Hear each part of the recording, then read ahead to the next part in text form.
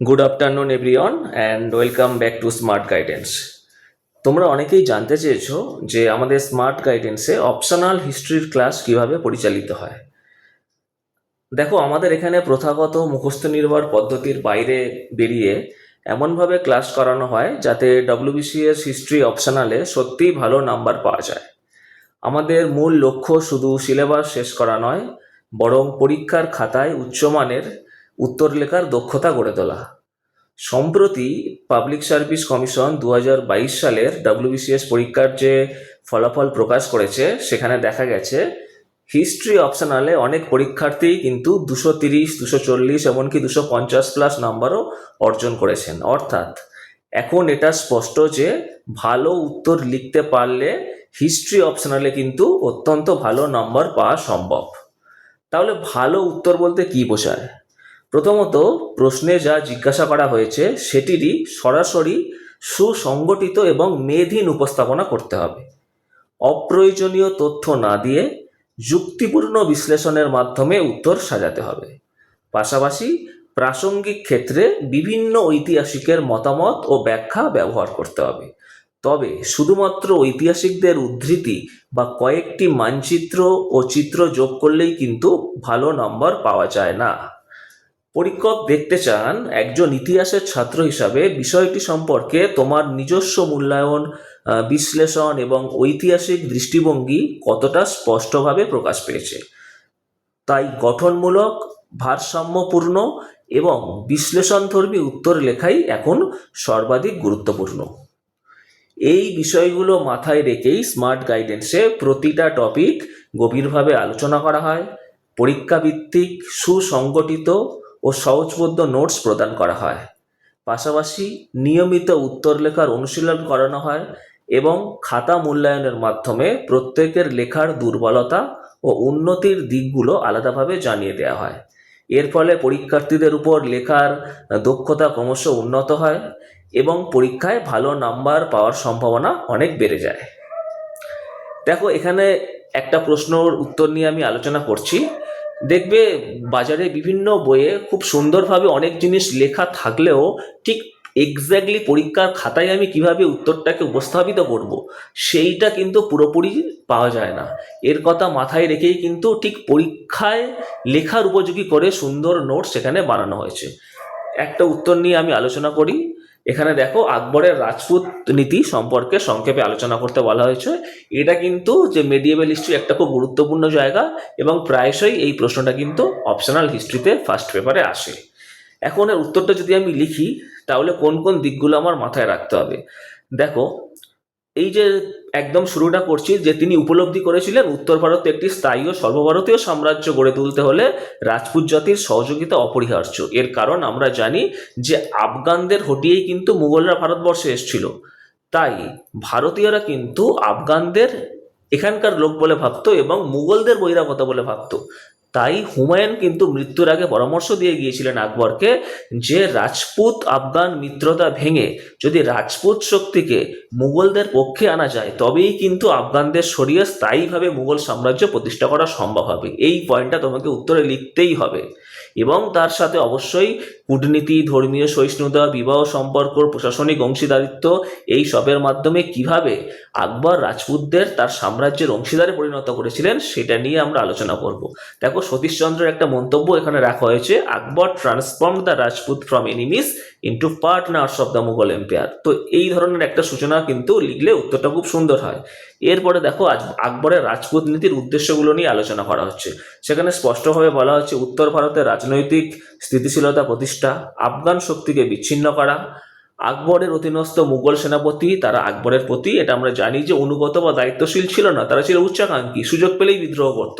যেমন আমরা দেখেছি বৈরাম খাঁ দীর্ঘদিন আনুগত্য দেওয়ার পর পরের দিকে বিদ্রোহ করেছে, আদম খাঁ তার বৈমাত্রীয় ভাই মির্জা মোহাম্মদ হাকিম। তাই প্রয়োজনে আকবরের দরকার ছিল দক্ষ ও বিশ্বস্ত সেনাপতি, যেটা তিনি রাজপুতদের কাছ থেকে পেয়েছিলেন। এটা খুব গুরুত্বপূর্ণ একটা পয়েন্ট।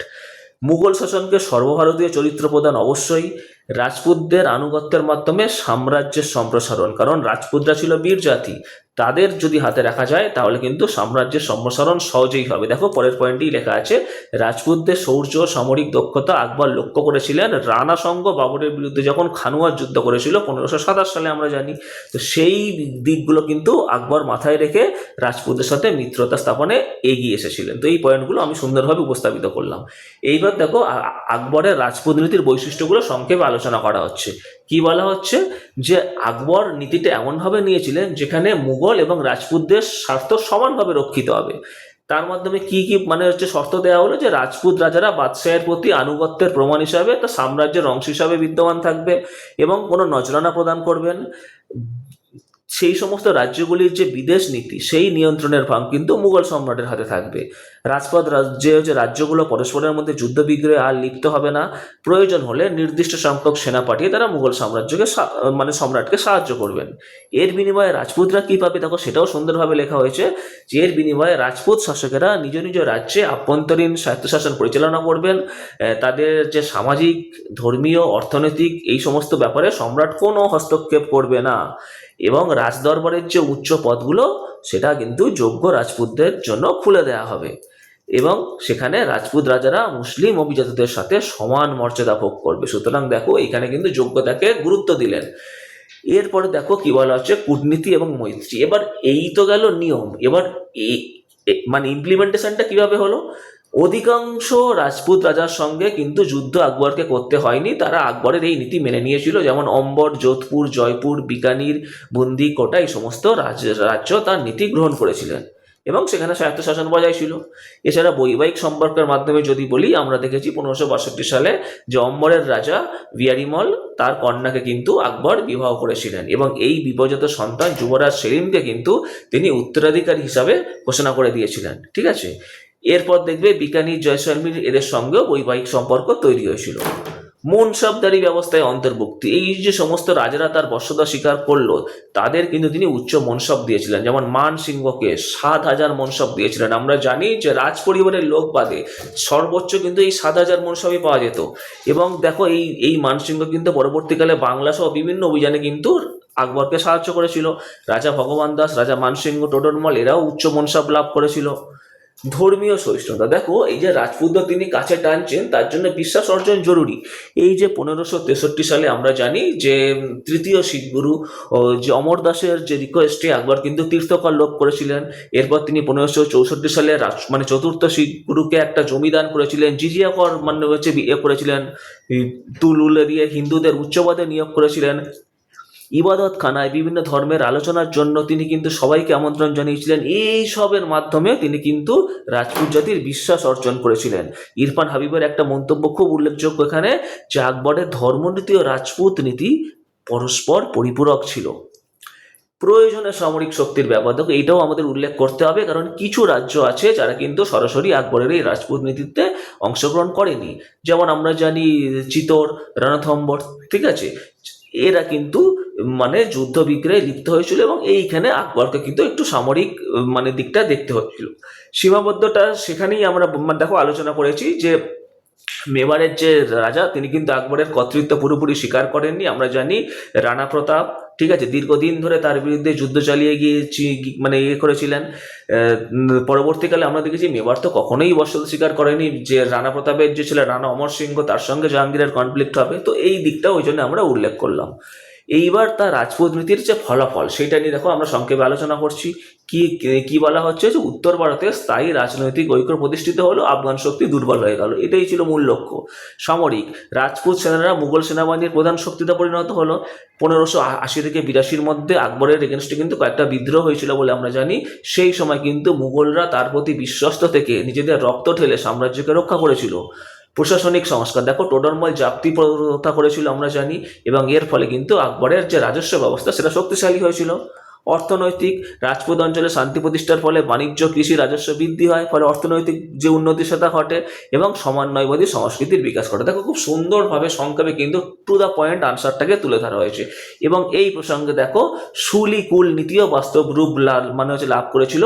ভিনসেন্ট স্মিথ কি বলছেন, Akbar's Rajput policy was the foundation of the Mughal empire. দেখো, খুব গুরুত্বপূর্ণভাবে উত্তরটাকে লেখা হলো, এবং লাস্টে আমি বলেছি যে মূল্যায়নটা খুব গুরুত্বপূর্ণ, যে পুরো জিনিসটা থেকে তোমার নিজস্ব কি দৃষ্টিভঙ্গি, তুমি কি বুঝছো সেটাই দেখো, মানে একদম শেষে রাখা হয়েছে যে আকবরের রাজপুত নীতি ছিল বাস্তববাদ ও উদারতার এক অনন্য সমন্বয়। ভারতীয় মধ্যযুগের অন্যতম সফল রাষ্ট্রনীতি যাকে বলা যায়, এই নীতির মাধ্যমে তিনি রাজপুতদের শত্রু থেকে সহযোগিতা পরিণত করেন এবং মুঘল সাম্রাজ্যকে স্থায়িত্ব, বৈধতা ও সর্বভারতীয় চরিত্র প্রদান করে। তাই ঐতিহাসিকদের অধিকাংশই একমত যে আকবরের যে রাজপুত নীতি তার সাম্রাজ্য নির্মাণের সব থেকে শক্তিশালী স্তম্ভ ছিল। আর আর.পি. ত্রিপাঠীর ভাষায় তারই মন্তব্য দিয়ে তাই উত্তরটাকে আমরা শেষ করছি। Akbar's Rajput policy was the masterstroke of his statesmanship and the strongest pillar of the Mughal Empire. দেখো কত সুন্দরভাবে একটা উত্তরকে কিন্তু রিপ্রেজেন্ট করা হলো। এইভাবে উত্তর লিখলে কিন্তু যথেষ্ট ভালো নম্বর পাওয়া সম্ভব। আমাদের কিন্তু এইখানেই ক্লাসগুলো এইভাবেই ঠিক হচ্ছে। তোমরা যারা WBCS হিস্ট্রি অপশনালে ভালো নাম্বার অর্জন করতে চাও, তারা ভিডিওর ডেসক্রিপশান বক্সে অথবা টাইটেলে দেওয়া নাম্বারে আমাদের সাথে যোগাযোগ করতে পারো। এখানে তোমাদেরকে প্রস্তুতির সঠিক দিশা দেখাতে গাইড করছেন এমন সব শিক্ষকরা যারা নিজেরা WBCS এর মতোই কঠিন প্রতিযোগিতামূলক পরীক্ষায় সফল হয়ে তারপরেই এসছেন, এবং তাদের সেই অভিজ্ঞতা তারা শিক্ষার্থীদের কাছে পৌঁছে দিচ্ছেন। ধন্যবাদ।